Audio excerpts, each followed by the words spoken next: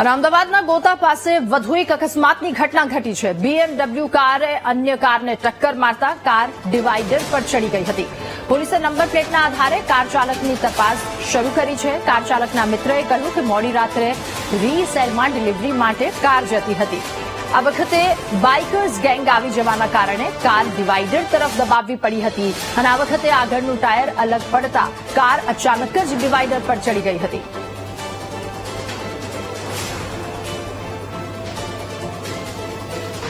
આ મારો મિત્ર ચલાવતો હતો. કાલે રાતે અમે ગાડીની ડિલિવરી આપવા માટે જતા હતા. તો આ બાઇકર ગેંગો છે એ ત્રીજી લેનમાંથી પહેલી લેનમાં આવીને એવી રીતના જતી હતી. અચાનકથી પહેલી લેનમાં આવી ગયા ને એટલે અમે બ્રેક મારી દીધી અને ડિવાઈડર ઉપર ચડી ગયા. ત્યાં અમારું ટાયર તૂટી ગયું, આગળનું નીકળી જ ગયું છે આખું. તો એમાં ગાડીનું પેલું સંતુલન જ જતું રહ્યું એટલે આખી અંદર જતી રહી હતી. અને એમાં સવારે અહીંયા બીજી 6 ગાડીઓ જોવામાં જ બી અથડાઈ.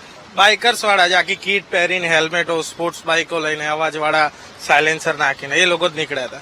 ના, કોઈને કઈ જાનહાની નહીં થઈ, ખાલી નુકસાન અમારી ગાડીનું થયું છે એ લોકોની મોજના લીધે.